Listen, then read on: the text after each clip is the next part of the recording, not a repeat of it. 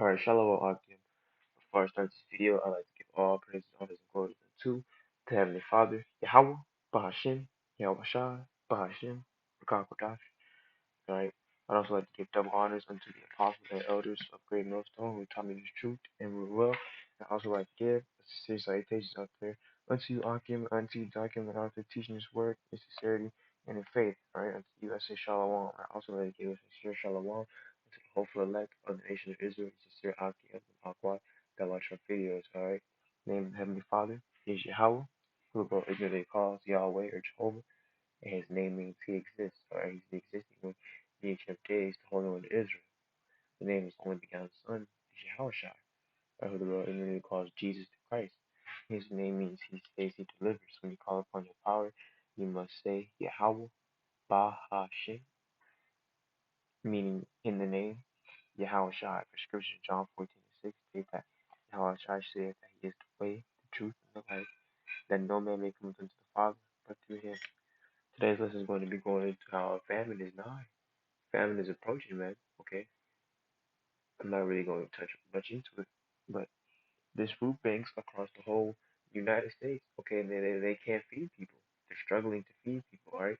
Even though the UN, the World Health Organization, and the organization responsible for feeding the world and for feeding hungry people, such as hungry, starving Americans and low-income countries and all that, raise enough money to end world hunger. Yet there are people still out here dying from starvation and dying from famine. So what are they using that money for? Let's watch this video. This is Dabu 7. We have food banks across the United States struggling now to keep up with feeding people. Now, a lot of people depend on these food banks, especially in a time like right now where things are rough and we're living through this whole scam that we're living through. We have the supply chain hiccups happening left and right, which is all by design.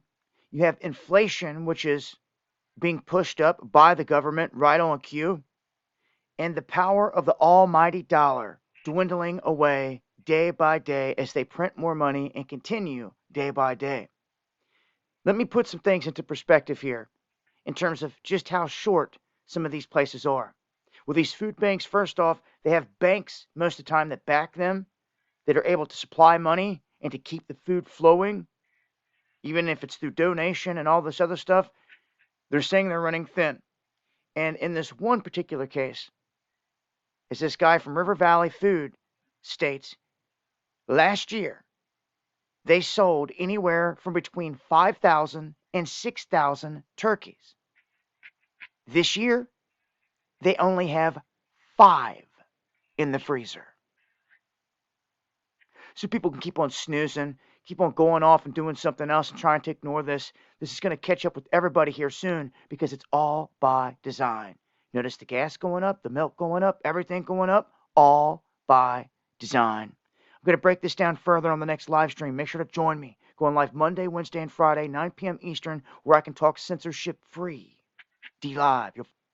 In what's the country's name? I think it's Venezuela or Brazil, one of those Latinx countries, Northern Kingdom countries. Okay, their money is piling up in the street, man, because it's completely useless. They're out there paying for haircuts and paying for stuff with actual gold, and the women out there are selling their boxes, okay, for vaginas. I mean, fuck yeah, for sandwiches, all right, for food. They're selling themselves out for food, man, prostituting themselves for food, man. Okay, and he's talking about how inflation and everything by design is going up, which is true, all right, because they're putting all this money out and people aren't working. People aren't getting it back. Grinding.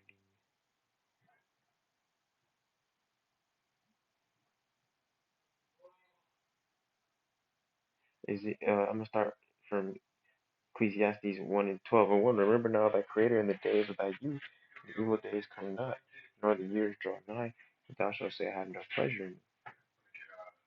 What are you talking about?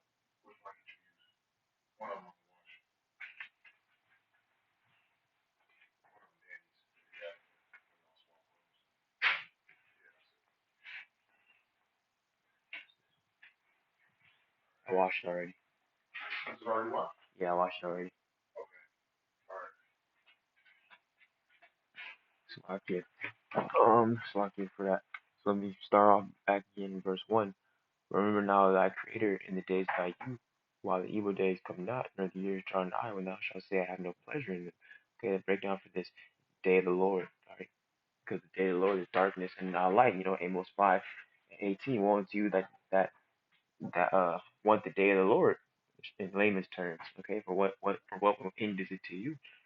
Right, verse 2, while the sun or the light or the moon or the stars be not darkened, or the clouds return after the rain, in the day when the keepers of the house shall tremble, and the strong men shall bow themselves, and the grinders cease because they are few, and those that look out the windows be darkened. And the door shall be shut in the streets, and when the sound of grinding is low, he shall rise up at the voice of the bird. All the daughters of music shall be brought low. Also, when they shall be afraid that which is high, and fears which shall be in the way, and the almond tree shall flourish, and the grasshopper shall be a burden, and desire shall fail, because man goeth to his long home, and the mourners go about the streets. Or even the silver cord be loose, or the golden bowl be broken, which is going into the money, I believe. Or the pitcher be broken at the fountain, or the wheel broken at the cistern, man. You see? The grinder ceases, man. If you go around Babylon, okay, there are mad opportunities for you to get a job from damn near anywhere, man. Everywhere is hiring right now, okay? But why aren't people applying? Because they know that they have to take that dang inoculation, and they know soon in order to keep their job, they have to take the inoculation, and nobody really wants to take it because they're seeing all the complications, okay? And everything that's happening from the people that took it the first time, all right? Now the guys that cease, and then they're printing out all this money, and putting all this money into the economy. Okay, nobody's working to get it back, man. Which ultimately, this economy is flawed. Okay, because the dollar is a fiat currency. It's not backed by anything but the printing machine. Okay, but it worked as long as people worked and kept the money flowing in and out of the economy, man. Now money's just flowing out and no money's coming back in, which is going to cause what? Hyperinflation. All right, this is Zephaniah 1:10. And it shall come to pass in that day, saith Yahweh Shem Yahushai, there shall be a noise of a cry from the fish gate, and a howling from the second, and a great crashing from the hills, which is going to the crashing of the dollar, the crashing of the economy and the money. How ye inhabitants of Maktesh, for all the merchant people are cut down. All they that build silver shall cut off. And it shall come to pass at that time that I will search Jerusalem with candles, and punish the men that are settled on their beads, that say in their heart, Yahweh Shem Yahushai will not do good, neither will he do evil.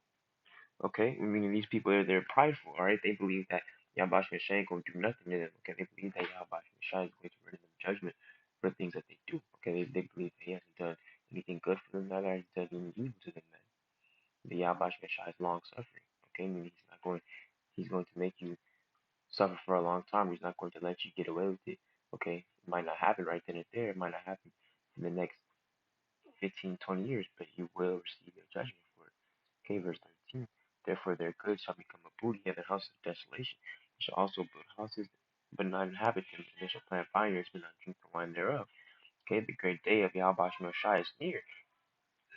It is near and hasteth greatly. Even the voice of the day of Yahweh Shai, the mighty men shall cry there bitterly. That day is a day of wrath, a day of trouble and distress, a day of wasteness and desolation, a day of darkness and gloominess, a day of clouds and thick darkness, a day of the trumpet alarm against the fenced cities and high towers. And I will bring distress upon men, that they shall walk like blind men, because they have sinned against Yahweh Shem Yahshua. Their blood should be poured out as dust, and their flesh as the dung. Right? I mean, they should be blind spiritually. They're not gonna have the eyes saw. They're not gonna be able to have eyes hear, ears to hear. Romans the 11th chapter talks about how the elect will receive this information and will do right by it, will live by it the right way, do judge by it, okay? A lot of people tell us we're not the prophets, tell us we don't have the truth, tell us we're wrong because we don't speak about the good loving kindness of the Lord all the time like these damn Christians do. We're doing what the Lord tells his prophets to do, okay? You know, Jeremiah 28:8. The prophets of old the prophets that have been before me and before the old prophesied against many countries, against great kingdoms of war and evil and of pestilence, okay? The prophet which prophesied of peace. And when the word of the prophet shall come to pass, then shall the prophet be known that Yahweh shall have truly sent him. Okay, so what's going to happen in this place? You know, we're in the beginning of it. We're in the midst of times, man. We're in the beginning of it. Okay, so Ezra 16 and 17. Okay, Woe is me, woe is me, who will deliver me in those days? The beginning of sorrows and great mourning, the beginning of famine and great death, the beginning of wars, and the power shall stand in fear, the beginning of evils. What shall I do when these evils shall come?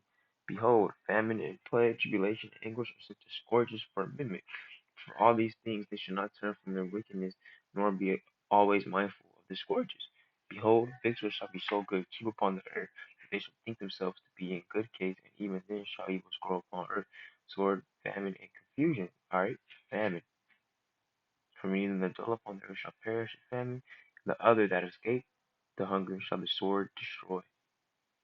Second Esdras 6:22, because in that video he was talking about how last year they had 5,000, 6,000 turkeys, was able to feed a lot of people. Remember this year they only got 5 in the fridge, man.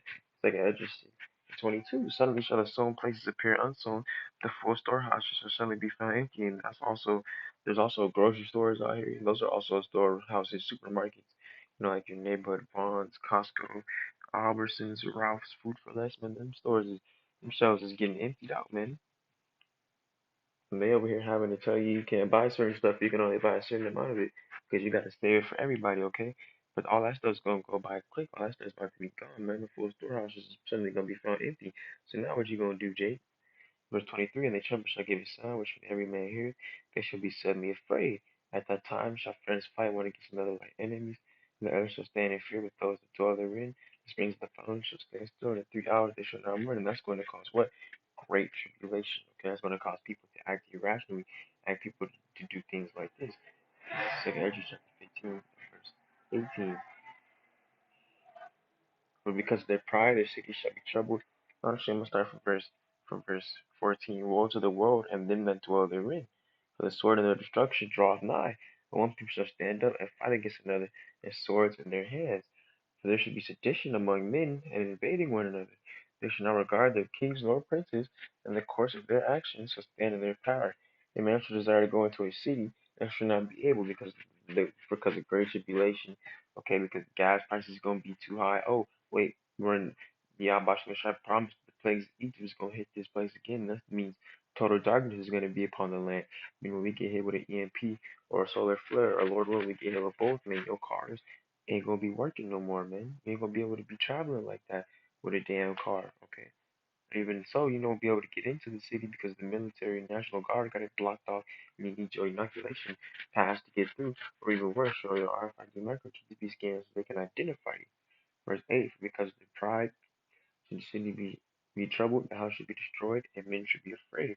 A man shall have no pity upon his neighbor, but shall destroy their houses with the sword, and spoil their goods because of lack of bread, and for great tribulation. Okay, Yahweh Shai has a spirit of vengeance on this place, man. What does Yahweh Shai say about spirits? There be spirits that are created for vengeance, which in their fury they are sword strokes in the time of destruction which is upon us. They pour out their force and appease the wrath of him that made them. Fire and hail, famine and death, all these were created for vengeance. Teeth of wild beasts, scorpions and serpents, and the sword punishing the wicked to destruction. Now let's watch this last video.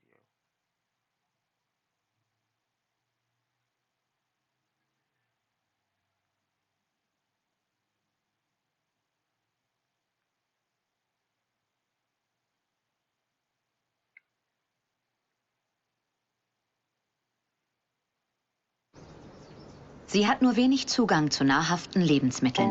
Ihre schlechte Ernährung kann zu Diabetes, Herzkrankheiten und einer teuren Abhängigkeit vom Staat führen. 49 Millionen Amerikaner leiden unter Lebensmittelunsicherheit. Sie sind hungrig nach mehr als nach der nächsten Mahlzeit. Sie sind hungrig nach einem Wechsel. Amerika braucht unsere Hilfe. Jetzt.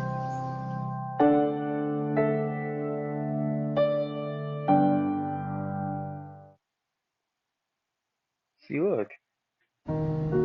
美国，这个全球最富裕的国家之一，仍面临着饥饿的困扰。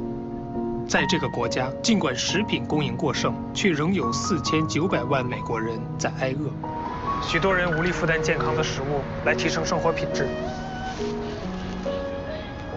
帮助美国，从现在开始。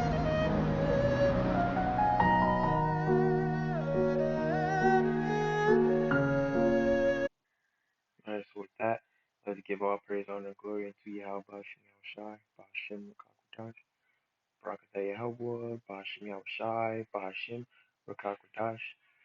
I pray that the lesson is edifying. Until the next time I say Shalom.